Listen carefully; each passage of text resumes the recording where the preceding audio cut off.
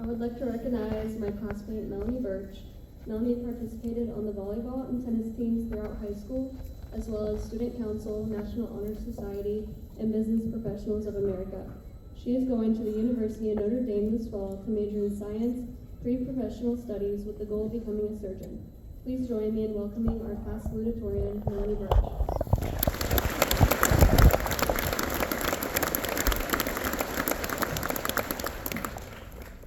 I can't believe this day is finally here.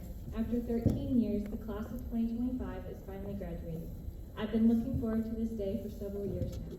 This day has always felt far away, and I wasn't sure we were ever going to get here. However, time has just flown by, and it feels like just yesterday we were playing outside for recess or learning in the Plywood Palace. I just wanted to take a moment to look at how far we've come and all that we've accomplished. We should be proud of the hard work that we've put in these past 13 years in order to get here today. We've learned, laughed, loved, gotten in trouble, and most of all matured together. However, we definitely would not have gotten here today without the support that this community has given us. Over the past 18 years, our parents and teachers have poured into us, pushing us to move forward and do better each year. I want to take a second to thank all of our teachers for their guidance, patience, and believing in us even when we doubted ourselves. I want to thank our families too for their unwavering support and encouragement. So much of our success is because of you. We've been excited to graduate for a long time now, but I've also been dreading this day too.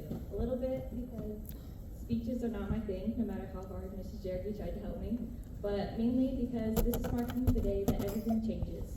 I've always been one to look forward to the future, eager to start the next chapter of my life, impatiently waiting for middle school to come, then high school, then senior year, and now graduating.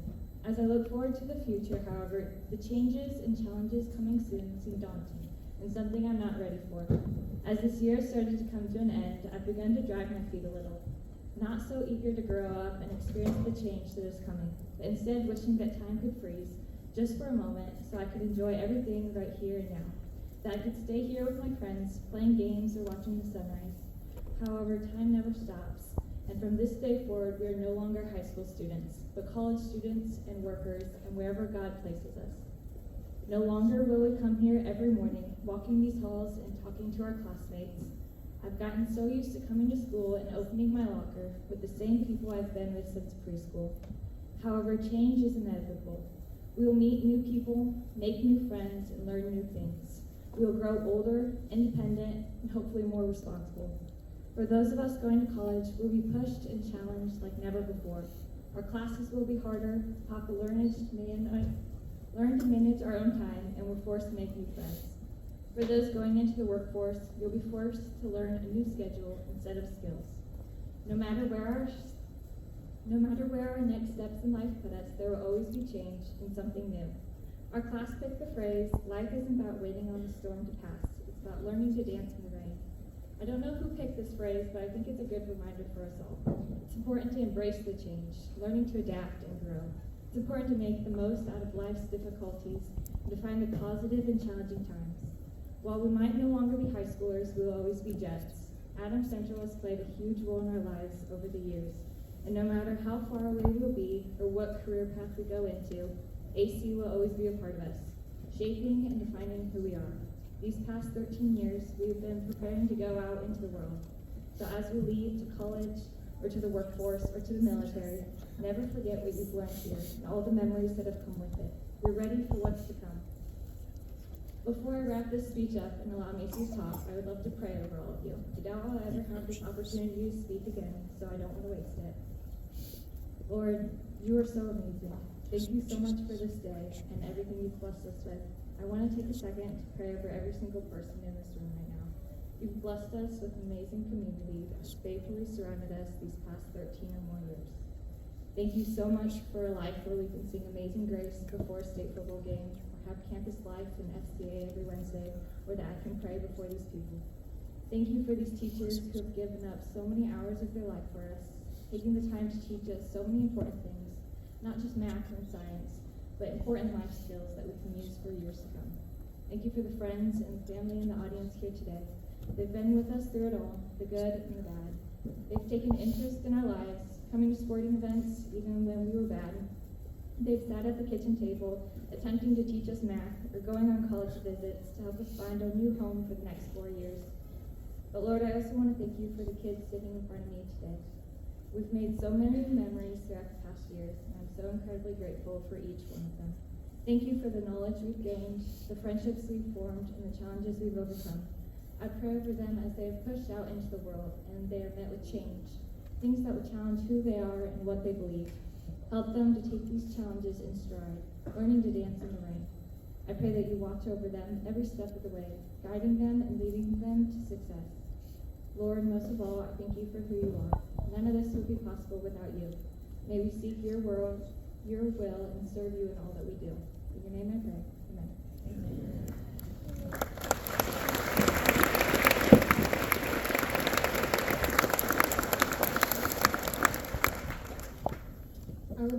I would now like to introduce my classmate, Macy McClure. Macy has been a member of the varsity tennis team while in high school. She has been involved in Sunshine Society, National Honor Society, Business Professionals of America, and Student Council. In the fall, she plans to attend the University of Notre Dame to major in strategic management. Please join me in welcoming our class valedictorian, Macy McClure.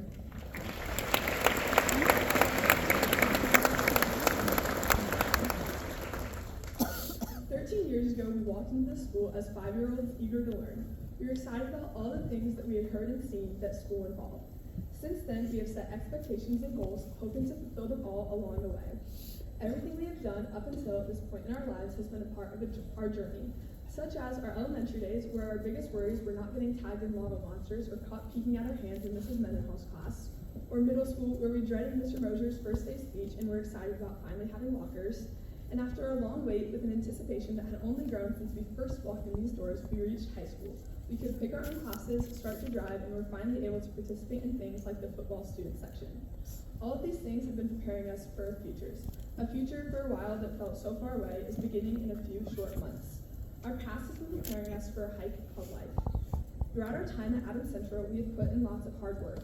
We've worked hard in school, at work, and in our extracurriculars, as Matt pointed out earlier. But even with all of the things we have accomplished or worked hard on up until this point, we have not completed them on our own. On behalf of the class of 2025, I would like to take a moment to thank the administration, teachers, janitorial staff, and coaches who have poured into us at school. And I would also like to thank all the parents, grandparents, siblings, aunts, uncles, other family members, and members of the community who have poured into us outside of school. Seniors, if you haven't taken the time lately, I encourage you to thank these people yourselves and let them know how grateful you are for their part in your preparation. I hope that today you will leave with a better understanding of the importance of your lives up until this point and give you encouragement with moving forward. The lives we are living are similar to a hike. They include hard days and exciting moments, but as we approach the end, everything will be worth it. Today is the end of the preparation for our hikes. We are about to go on to the next part of our journey. Last summer, I had the opportunity to visit the Basque Country, Spain, to see some of our family friends, and while we were in Spain, they wanted to take us on a hike. So it started in a small town, and we were driving up the mountain to where we would start going on the hike. And it was somewhere I'd never been before, so I didn't really know how long it would take. And I asked, I was like, hey, how long are we going to be driving for? I'm not a huge fan of car rides in mountains, and so when they told me it was only 20 minutes, I was like, oh, perfect, we'll be there in no time at all. But I noticed that every single time I asked, we always had 20 minutes left. No matter how long we had driven or how many times I asked, how frequently I asked, it was always, we'll get there in about 20 minutes. And I wasn't really sure how I felt about this. All I wanted to do was get out of the car and start hiking. I wanted to do what we had set out to do. This is how school has been for us. We thought the long days would never end, and May of 2025 seemed like it would never come, but we're here and it's our graduation. We were so ready to move on and to do the next big thing. But high school, similar to the drive up the mountain, has been preparing us for what is coming next.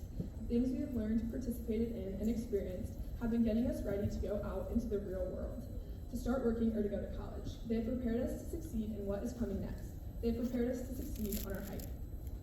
In Spain, when we finally did reach the base of the hike and started hiking, I was surprised.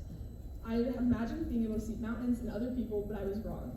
It wasn't like going to a state or national park in the United States where you see tons of cars and tons of people. At the base of the hike, there were about 4 cars, and on a hike that lasted a few hours, there were maybe 10 people we saw the whole time. And not only that, but it was incredibly foggy. Even if there was other people on the path, we wouldn't have been able to see them until they were about 10 feet in front of us because you couldn't see much further than that. The hike wasn't what I expected, and quite frankly, it was a little nerve-wracking to not always know where the next steps were going to take us. But another realization I had is that this is how life is. We can't always see the next steps. We don't know what will happen 10 years from now, 10 months from now, or even 10 days from now.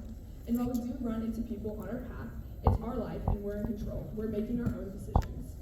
On a hike, like in life, we set goals that we hope to complete, and each step along the way is taking us closer to our goals. Even if we can't see the next step, each step has value and is shaping who we are. You have to do your best and continue to persevere at every single point. But the question isn't whether or not life is a hike. I don't really care if you agree with me on that, that's my opinion. But I think that the real question is, how do we hike well? How do we make meaningful goals and reach them in such a way that makes our hike feel successful? And I believe that the answers to these three things, or the answers to this question, are found in three things: our community, our careers, and our relationship with Christ. Three things that we build and grow and impact all on our own. Our community is made up of all those around us: our friends, our families, our classmates, and our coworkers. Most of the people who are here today for us. They're the people we can laugh with and cry with. They're the people who are there when we need them the most. They're the people who inspire us and encourage us in all our walks of life. Our community is similar to the group we are with on our hike. We are all moving forward together. We build others up, and in return, they build us up as well. Some things we have and give others they wouldn't have otherwise, and it is the same in return. We need them as much as they need us. When we prioritize our relationships and have a community that can build us up, it will bring us the most success through encouragement and assistance on our hike. Our careers help us find our purpose. Whether we are doctors, nurses, teachers, lawyers, or welders, it is what we will get up and do each and every day, and hopefully for all of you, it is something you love. Our careers are the walking of the hike, the thing that is constantly there that we must persevere through, even when it feels impossible. But when we work hard and put our time and effort into our careers or the work we are doing, it helps give it meaning. Our careers not only give us success, but also give us the ability to be the change. We can change the world around us and those we work with to create a better environment for everyone involved. When we work hard and persevere in our careers, it allows us to make a difference and find purpose in our lives. And finally, our relationships with Christ. For me, and I hope for every single one of you, this is one of my biggest drives and motivation. It is what helps get me through the hardest times. It's the parts of your hike when you don't think you can go any further. While I was on my hike in Spain, I was dealing with walking stick, and I think this is maybe because everyone there knew I was probably the most clumsy person in the group, and I probably needed to help keep me steady, but it truly did give me support when I was on uneven surfaces and probably would have fallen without it. In life, you need something to be your walking stick that you can lean on and it can provide you support. I encourage you to make this a relationship with Christ. And many times throughout high school, I reached a breaking point or had a struggle I didn't think I could overcome. And I'm sure for everyone here, they've had some stage of their life that felt this same way. Graduates, I encourage you this summer, before you leave for college or start a new job, find your walking stick. Take time to build a faith in a relationship with God.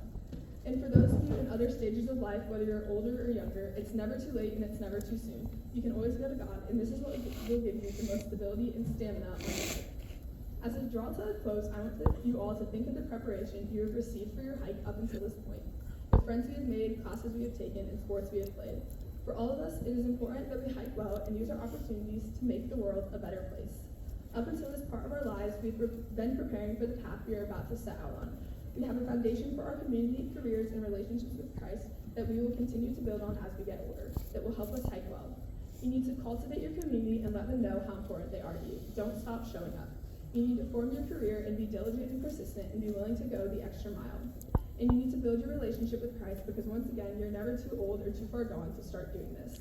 I encourage you all to embrace the newness of the hike we are about to embark on and start out with a force of strength to carry you through your lives. We are all going our separate ways and starting on our own journeys, but the preparation we have received up until this point can allow us to be a class that goes on to influence the world around us. For those of you who know me well, you may know that my family and I began watching the TV show The Middle over the past year. In the episode where the family's oldest son graduates, the auditorium quotes Shel Silverstein, and I think it is something that greatly applies to our journey up until this point. The quote was, "There are no happy endings, endings are the saddest part, so just give me a happy middle and a very happy start." And on behalf of the class of 2025, I want to thank the Adams Central and our community for the happy start and middle you have given our class up until this point. And even though we are at a sad ending, we are starting again and have the opportunity for a happy start and middle all over again. In life, just like on a hike, there are hard and easy parts filled with both joy and pain. But let me remind you that it's not just about where we are going, it's about how we choose to hike.